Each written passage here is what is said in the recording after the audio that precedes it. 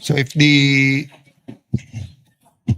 audio video room, if the technical aspect is ready, please play the CCTV footage of Senator Bato's arrival today.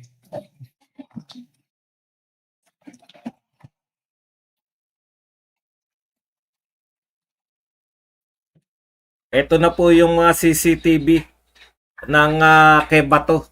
Yan po, pinalalabas na po sa Senate. Panoorin nyo po yung CCTV na to. Ayan.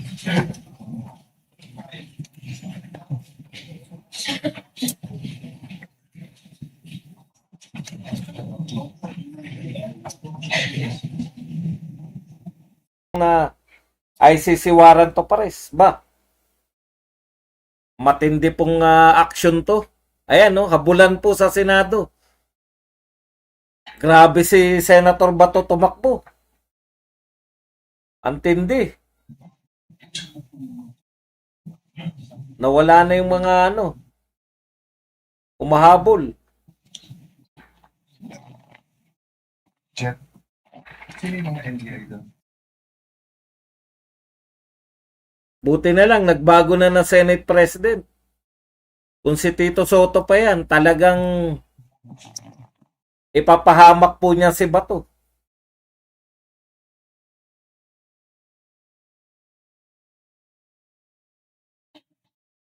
Grabe, oh.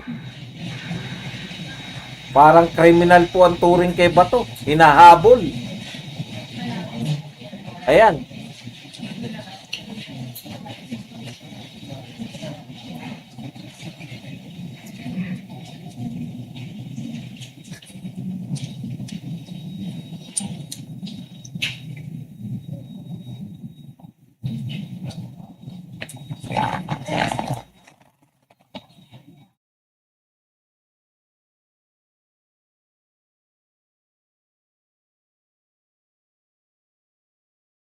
Napapanood po natin ang live ngayon mula po sa Senado.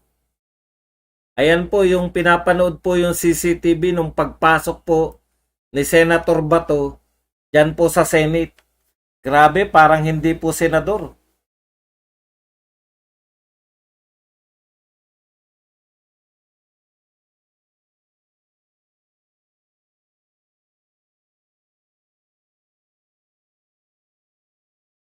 Sana may nagpapaliwanag din kung ano yung nagaganap, sino yung mga nakikita natin sa CCTV. CCTV na lang, hinayaan na lang tayo eh. Tayo na raw tayo na raw bahala sa buhay natin. Ano na, Senate? Ipaliwanag nyo naman kung ano na nagaganap. The chair will recognize Senator Marcoleta, who had the floor before our colleagues suggested that we watch for ourselves. So we will be asking the OSA to identify who among those who were chasing Senator Bato were NBI agents.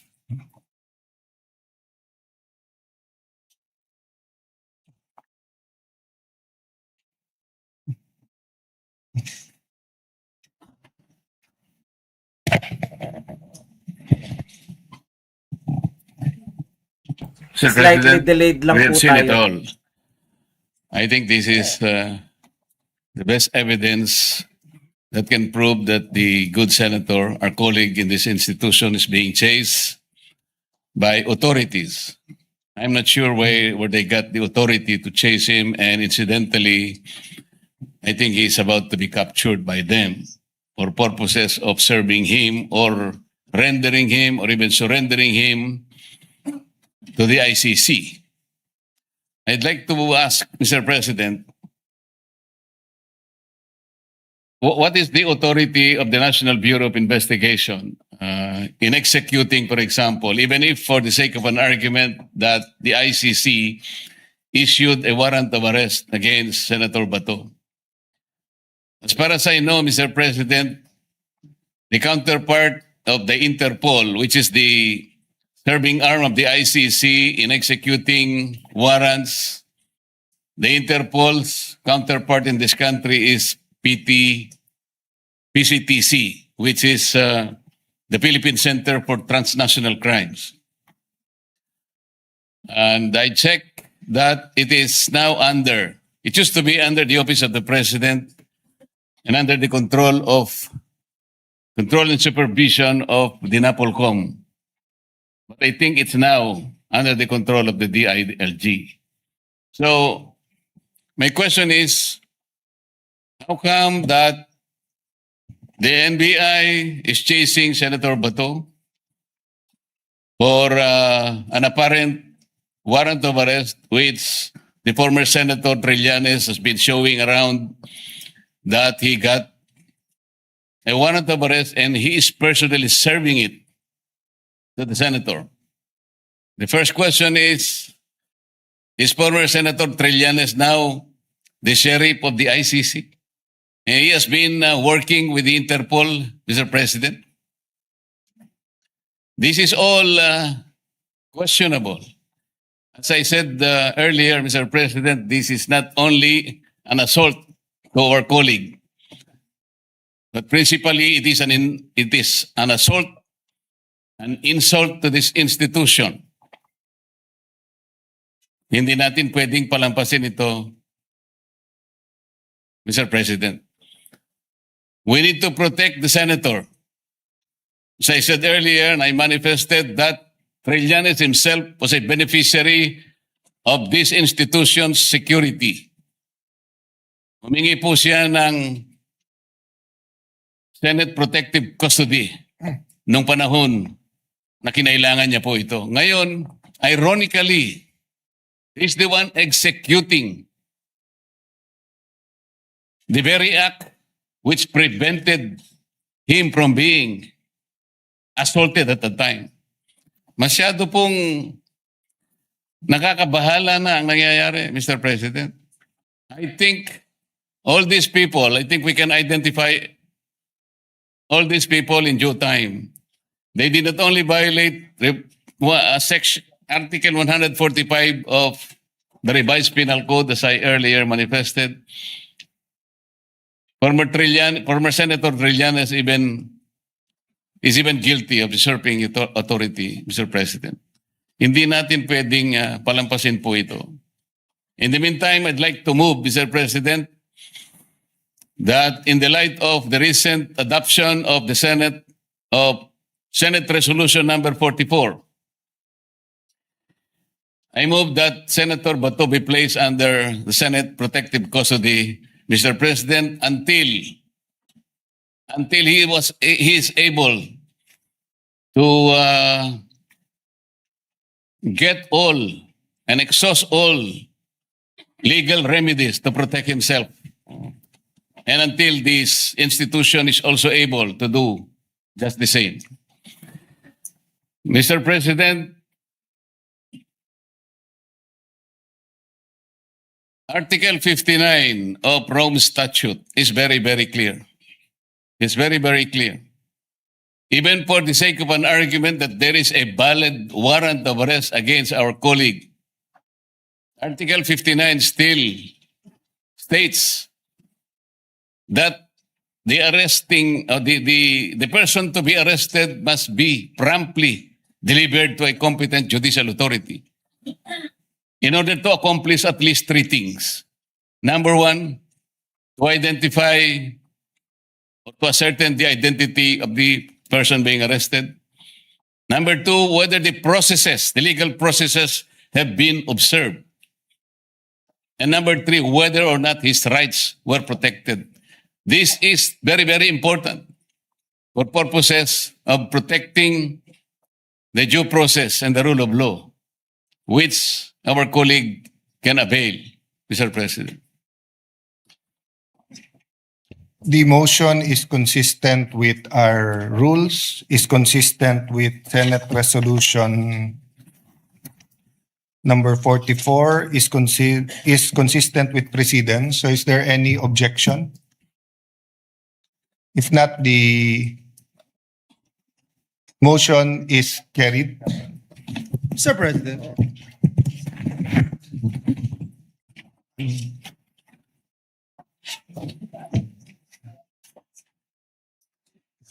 So consistent with past practices, no?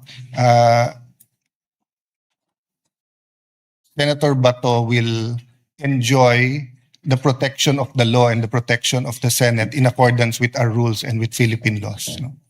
Thank you. Mr. President, may I have the floor, Mr. President? Yes, Majority Leader.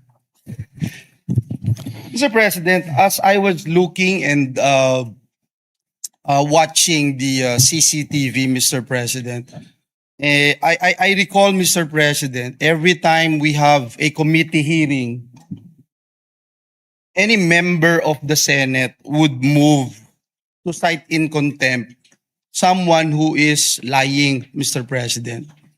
So my position, Mr. President, looking at what happened to our dear colleague, and I'm gonna do this, Mr. President, whether you are in majority or minority, you are an elected official, Mr. President, and for someone, especially coming from a different agency of the government, trying to do something like that in violation of Article 147, Chapter 2 of our revised penal code, Mr. President.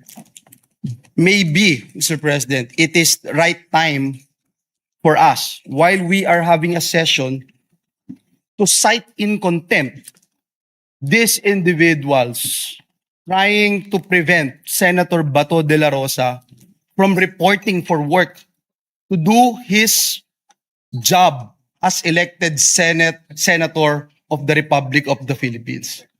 So, Mr. President, if it is a proper motion, and I would leave this to the body, that we cite in contempt these individuals, Mr. President, that would be identified in this particular video, trying to block, trying to prohibit Senator Bato de la Rosa from doing his job, Mr. President. Yes. I submit, Mr. President, to the wisdom of the... Is there any objection to majority. holding the John and Jane Does, who will be laterly identified in accordance with the CCTV, to hold them in contempt of Senate?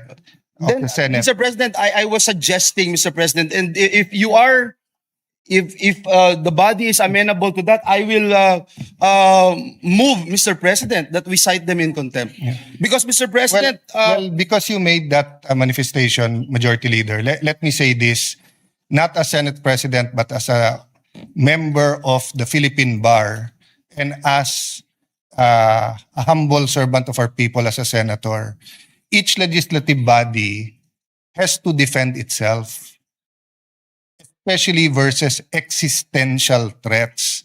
When we only have 24 senators and in certain votes you need 13, and we will allow that in our premises without the proper coordination nor without the proper due process, ay pwede mong habulin na lang at hagurin yung isang senator, what can be more existential than that? yeah. There might be some reservations, but medyo ang tono pa lang sa hearings ay parang may kabastusan. Hino-hold na natin in contempt eh.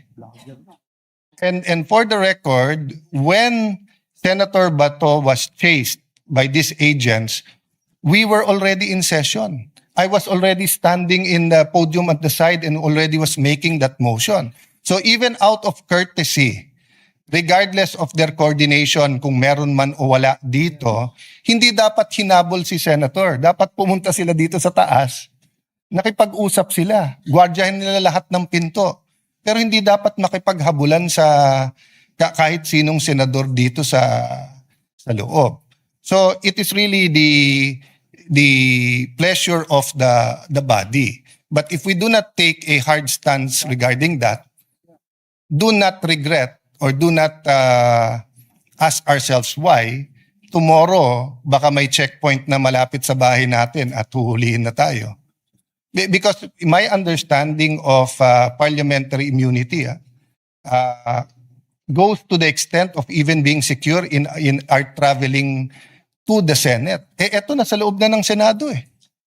So, Majority Leader, maybe you should consult the other senators or make the motion and then. So, can we recognize first Senator Estrada? Thank you, Mr. President. Just an additional violation of the elements of the National Bureau of Investigation, who chased or who prevented Senator Bato from attending the sessions. May I invite the attention of our colleagues in Article 145 of the Revised Penal Code. If I can read it to you. Violation of parliamentary immunity. The penalty of prison mayor shall be imposed upon any person who shall use force, intimidation, threats, or fraud to prevent any member of the National Assembly from attending the meetings of the Assembly, which in this case, the Senate, or any of its committees or subcommittees, constitutional commissions or committees, or divisions thereof, from expressing his opinions and casting his vote. And the penalty of prison correctional shall be imposed upon any public officer or employee who shall, while the assembly is in regular or special session, arrest or search any member thereof, except in case such member has committed a crime punishable under this code by a penalty higher than prison mayor. That is all, Mr. President. We take note of that, Senator Estrada, and it's 100% correct. But the reason why the presiding officer has not mentioned administrative and criminal law is because we can ask the Committee on Rules and the Committee on Public Order to have an investigation.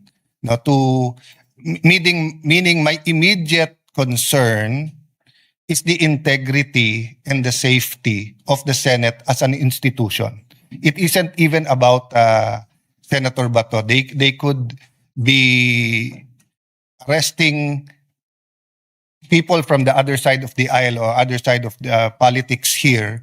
I would have the same stand that you have to coordinate first, then we have to accept that they have legal authority. If not, you give the senator the opportunity to go to court or, as Senator Marcoleta said, all legal remedies. Wala namang problema po sa legal remedies. If we go to all the precedents, you will see na eventually yung iba nag-surrender din. Pero yung korte ang nag-utos, hindi yung mga law enforcers. So my point is, we will deal with the administrative and criminal liabilities, if any, according to the findings of our committees. But right now, before us is the question of what does the Senate in plenary as a body do to protect itself. And Senator Villanueva suggested holding them in contempt.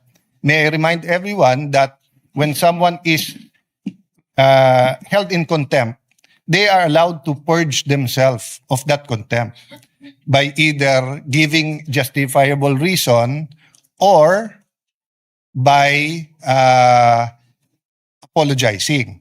My information at this point in time, and anyone can correct me if I'm wrong, they are still here and they are still threatening to arrest him here.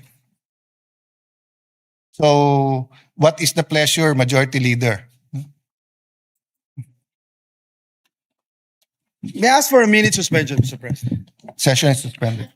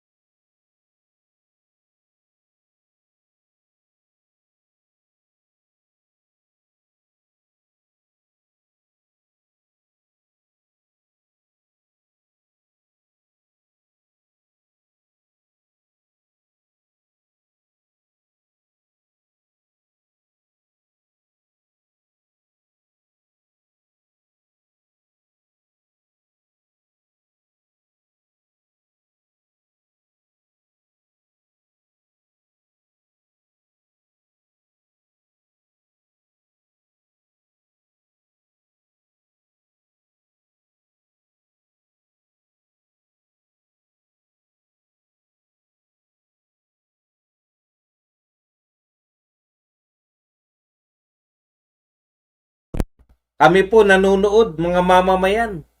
No? Isang dayuhang korte po ang may warrant of arrest at pinapakita po yan ni nito po Senator ni Bato. dating Senador Trillanes. Kaya subaybay lang po tayo rito at matindi po itong nangyayari na to. The Senate is under attack, no? Para po hulihin. Ano po ang authority ng mga manghuhuli? Meron po bang warrant of arrest mula po sa local court po natin? Majority Leader. Mr. President, there was an earlier inquiry by this representation which led to the body's unanimous consent to move that we cite in contempt those individuals running after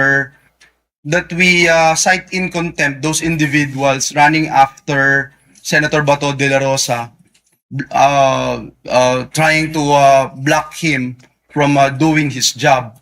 And until such a time that they can satisfactorily explain to us what happened, Mr. President, the body, with the permission of everyone here, that we move, that we cite these individuals in contempt. So move, Mr. Is President. there any objection? If not, the John Does and Jane Does as identified individual are held in contempt. I am directing the OSAA to put in custody, Senate custody, to the said individuals and to detain them in the Senate premises. If they need assistance, you're authorized to coordinate with the Pasay City PNP until such time that those held in contempt can purge themselves of contempt, meaning to satisfy us with their explanation. Senator Marcoleta, are you satisfied with that?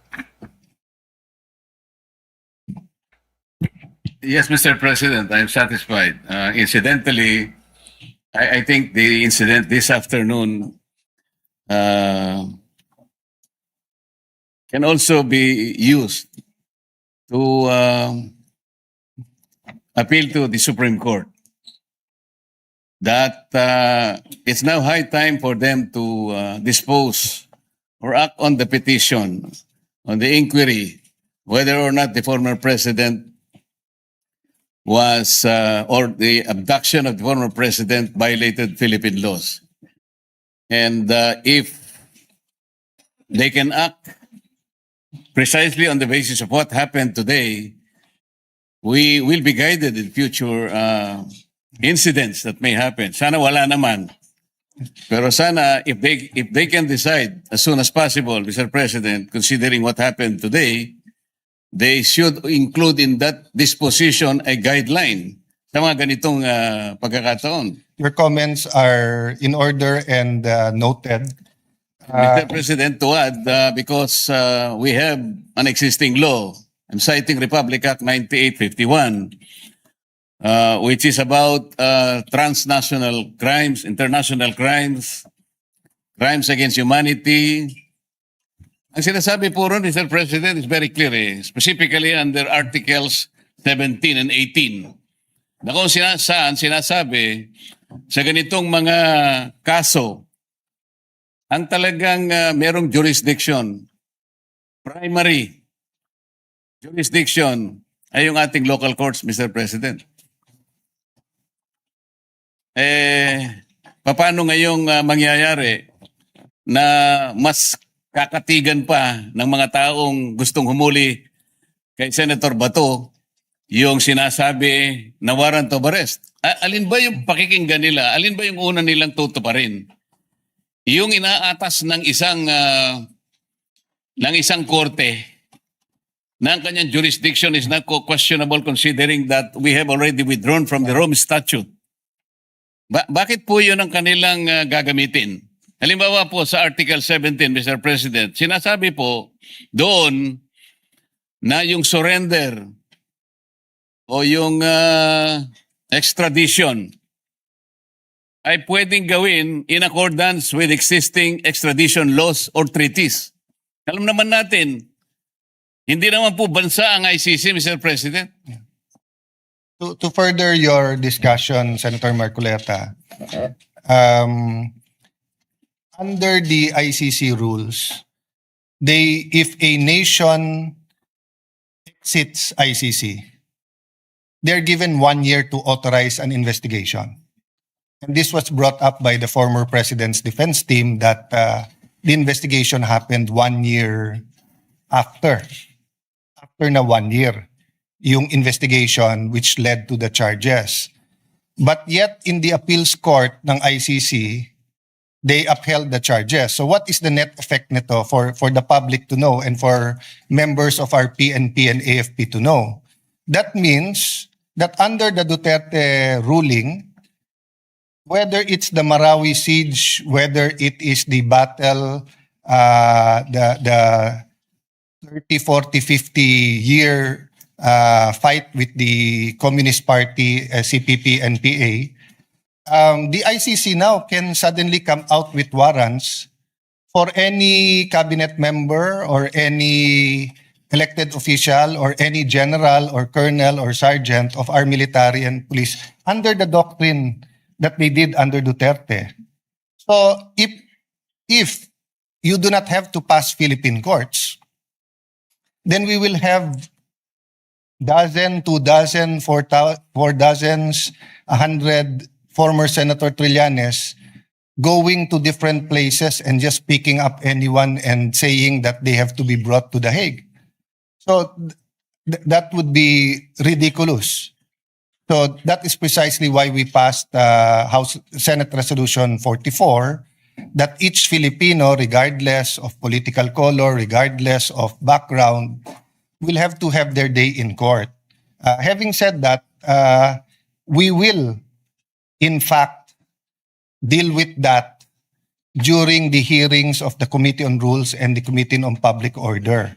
What is important right now is that we assure the Philippine Republic that the Senate is functioning and there is no threat from stopping us by any legal machination or manipulation. Having said that, Senator Marcoleta, with your indulgence, just while we were passing the motion to hold in contempt the NBI agents, retired Major General Rene C. Samonte, our Sergeant of Arms, gave me this. May 11, 2026, for Senate President Alan Peter S. Cayetano, sir, as directed herewith is the sequence of events as to the reported assault on Senator Ronald De La Rosa. Earlier this morning, 0700 hours, NCR Chief Attorney Dong Gallo paid a call to the undersigned to coordinate an arrest order. As per agreement, the supposedly arrest should be effected when the warrant of arrest is presented as per guidance of former Senate President Vicente C. Soto. On or about 2 p.m., the warrant of arrest was shown to the former Senate President in the presence of the undersigned, but copies were not allowed to be distributed. Truly yours. So the investigation will bear out what happened. The point I want to make is that even assuming fully coordinated yung arrest warrant, they should have approached Senator Bato or approached the Sergeant at Arms, given a copy of the warrant, and negotiate his surrender because they are in Senate premises. Pero instead, nakipaghabulan sila. Hinabol nila, they attempted to stop Senator Bato from attending the session. Even ordinary arrest, konsehal, vice mayor, Sangguniang Panglalawigan, even SK. When they're in session, usually yung police pupunta doon, magpupos, i-coordinate sa presiding officer at sasabihin, ito ang warrant of arrest. So we cannot excuse yung paghahagod o yung habulan inside the Senate premises. Now, as to whether the NBI is justified, whether there are any criminal laws violated, whether there are administrative laws, we will wait for the investigation. So we are holding them in contempt precisely because of the actions they've taken and the manner in which they tried to not arrest, but to prevent Senator Bato from reaching the Senate plenary hall. Mr. President, having held them in contempt, I believe an investigation is proper. Yes. Thank you, Mr. President. So we'll refer all of the comments after the previous referral to the Committee on Rules and Committee of Public Order. So all of these comments said in plenary is, and including the videotape, including the report, the spot report of the Sergeant of Arms, is referred to the two committees.